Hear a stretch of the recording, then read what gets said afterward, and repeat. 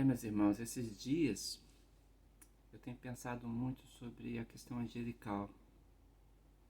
Ah, quando a gente está no campo missionário e a luta faz parte do dia a dia e a gente tem enfrentamento contra o mal e a gente entende também a sagacidade que o mal tem articulando coisas como barreiras ou resistência à obra que está sendo desenvolvida em Deus. Quando a gente está dentro do campo missionário e esse enfrentamento ele é mais a miúde e é uma realidade mais tangível, né? Não é uma questão subjetiva ou um pensamento longínquo, é o fato que nós enfrentamos no dia a dia. Quando nós estamos diante dessa realidade, a gente pensa muito no poder de Deus.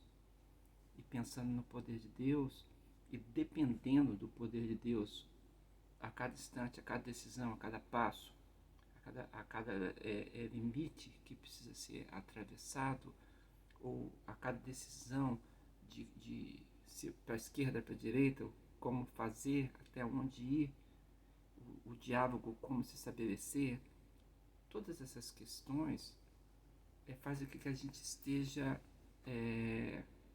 muito voltado, né, para a questão espiritual, para o poder de Deus, para a resposta da oração e do processo que essa resposta tem. Então, o discernimento não é o discernimento das nossas questões, é o discernimento de o que Deus está fazendo, como está fazendo e como Ele está dirigindo a sua obra, né? Eu gosto muito de lembrar, né, que aquele que é nascido do Espírito, né, a gente não sabe como que para onde da onde que o Espírito vem, nem para onde que ele vai, né? Assim é tudo que é nascido do Espírito de Jesus. A palavra de Jesus é essa. E a Bíblia diz, né, que os próprios anjos de Deus, é uma pergunta, mas ela tem uma força de afirmativa, porque é uma pergunta retórica do apóstolo que escreveu Hebreus 1:4. A gente não sabe propriamente quem foi que escreveu Hebreus, mas nós sabemos que a doutrina que estaria paulina deve ter sido provavelmente um discípulo de Paulo, né? Mas de qualquer forma, o jeito, eu digo apostólico, porque por causa da estrutura do texto de Hebreus, né? Mas pode não ter sido um apóstolo secundário, né? Pode ter sido uma outra pessoa. Mas de qualquer forma, o escritor canônico que escreveu Hebreus, ele diz: não são todos eles, essa é a pergunta, né? Não são todos eles espíritos ministradores enviados para servir a favor dos que hão de herdar a salvação? Então, esse jeito de dizer, né, até na língua grega, né, do jeito que foi colocado, né, também ele é enfático, e a gente vê aqui uma argumentação que está afirmando, né? Então, a questão que me vem é que os anjos, eles têm um labor, eles têm uma obra, né? Eles têm uma operação em favor dos que hão de herdar a salvação, ou seja, da igreja, do povo de Deus, mas uma operação e um labor de ministração, né? Eles ministram da parte de Deus. Então, essa é uma questão muito, muito interessante. E a gente sabe que eles são seres pessoais, ou seja, dotados de inteligência, dotados de intenção, dotados de vontade, de liberdade, que são características espirituais, eu diria dotados de emoção, né? Sentimento, percebendo essas características espirituais nos anjos, e que nós também recebemos da parte de Deus, porque nós também somos seres dotados de espiritualidade, embora estejamos na carne, né? Mas esses seres, eles não estão na carne. Então, o corpo deles é o corpo espiritual, usando aqui o argumento de 1 Coríntios 15, né? há corpo carnal, mas há corpo espiritual, há corpo terrestre e há corpo celeste, né? Uma é a carne dos animais, outra é a carne das pessoas, né? E o outro é o corpo estelar das estrelas. E quando a gente olha para essa argumentação, a gente se depara, né, com Salmo 104:4, que fala bem assim sobre os anjos, né? E tu que fazes dos teus anjos espíritos mensageiros ou ministradores, como diz o texto de Hebreus, né? Espíritos mensageiros, e de um fogo abrasador os seus ministros. Então, eu lembro aqui, né? Foi até Wesley, né? John Wesley, que trabalhou esse argumento, dizendo que o nosso corpo é um corpo rude, né? E o corpo angelical, por ser de fogo abrasador, é um corpo sutil. E essa é uma afirmação bem interessante e perceptível quando a gente lida com essa questão dos seres espirituais, né? Então, enquanto nós estamos aqui envolvidos em carne e sangue, né, eles são seres de um jeito diferente, criado por Deus, de forma que são muitas vezes invisíveis a nós, eu digo muitas vezes, porque há percepção de presença angelical, né? E existe dotação de dons espirituais e anjos também podem se manifestar de forma visível, né? Como a Bíblia é cheia de exemplos, e nós temos no nosso ministérios também exemplos de presença angelical, mas de qualquer forma, esses anjos são mensageiros de Deus, são ministradores da parte de Deus a nós, né? E Deus os faz dessa matéria, né? Como um fogo, como uma chama, né? Como uma luz, diria alguém, seres iluminados. De qualquer forma, todo esse raciocínio, né, é de como Deus faz e de como Deus quer e como Deus coloca esses seres em relação a nós. E esse é o meu pensamento, né?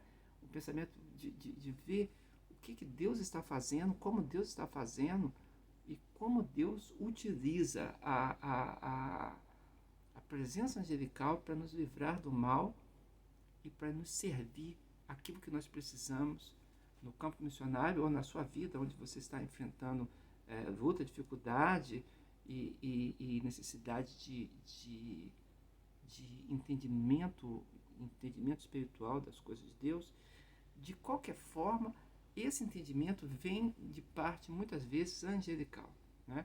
Eu conversava muito isso com o Dr. Shedd, que foi um amigo muito próximo, e o Dr. Shedd, o pensamento dele é que os dons de manifestação espiritual, né, dons de milagres, dons de curas, tudo, e o Dr. Shedd pensava que esses dons eram exercidos em presença angelical. Ele via um jeito de que o exercício do Espírito Santo em nós para a operação de dons de manifestação ocorriam também pela presença angelical, porque os anjos são aqueles que servem às coisas espirituais. Um raciocínio muito profundo do Dr. Shedd, e nós éramos amigos, conversávamos, trocávamos palavras, né? E tocou muito no meu coração esse jeito de pensar que o Dr. Shedd tinha, né? E eu penso muitas vezes sobre isso aqui no campo missionário, né? Por isso que eu estou compartilhando com você hoje, não é propriamente um estudo, né? É uma conversa, né? Dizendo do campo e do que está no nosso coração e do que nós estamos pensando hoje. Para quê? Para que você possa orar, interceder e clamar a Deus também, né? Pelo livramento de Deus. E Deus pode realizar isso, trazendo também um jeito de trabalhar através da presença angelical, né? Então,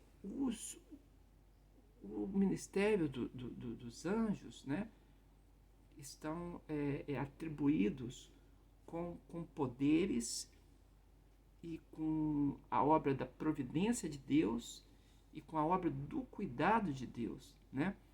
Eles conhecem as obras de Deus melhor do que nós e eles são capazes de ministrar essa obra de Deus através do mandato de Deus.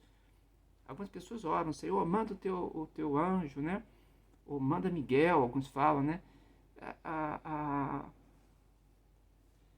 Eu clamo também. Eu falo assim, Senhor, eu preciso aqui hoje de vencer essa etapa, vencer essas autoridades que estão vindo contra mim ou que estão me interpretando erradamente. Senhor, os homens que têm maldade são movidos com maldade para nos atrapalhar. E eu falo, Senhor, eu peço por Jesus Cristo que o Senhor mande os teus anjos para batalhar a nossa batalha também e para nos confortar, assim como os anjos de Deus confortaram Jesus, né, no deserto, quando ele estava enfrentando Satanás, enfrentando o diabo durante o seu jejum de 40 dias, né? E aí os anjos vieram servi-lo, né? E eu sei o que é o serviço angelical, e às vezes eu falo para Deus, Senhor, tem misericórdia de nós, né? Aqui tão longe do Brasil, uma cultura diversa, com amigos, com gente que são nossos irmãos, que estão junto conosco, gente que está abrindo o coração para Jesus, mas distante do nosso aconchego, né? Do aconchego familiar. Então, o que nós precisamos? Precisamos desse cuidado de Deus, um cuidado diferencial. E não é errado clamar a Deus pedindo presença angelical. Não é errado, né? É um recurso. E a gente pode fazer isso. Alguns não creem, então não clama, né? Só ora quem crê. E só clama a Deus quem tem necessidade. Quem não tem necessidade não clama nada, né? Mas quem clama conhece a obra de Deus, conhece o poder de Deus e pode ver o seu milagre. Quanto mais clamor, mais resposta. Porque é o mistério de Deus na oração. Então devemos pensar sobre isso, né? E às vezes eu fico pensativo, muito pensativo sobre isso, né? Porque esses seres estão continuamente diante da face do Senhor. Ou seja, eles têm conhecimento de fatos de Deus e eles têm antiguidade, né? A palavra de Deus diz que eles foram criados há muito tempo, são seres antigos. Na nossa cultura humana, nós devemos respeitar as pessoas mais velhas por causa da sabedoria que elas acumulam. Eu estou no Oriente, né, que é a Ásia, onde eu estou. Aqui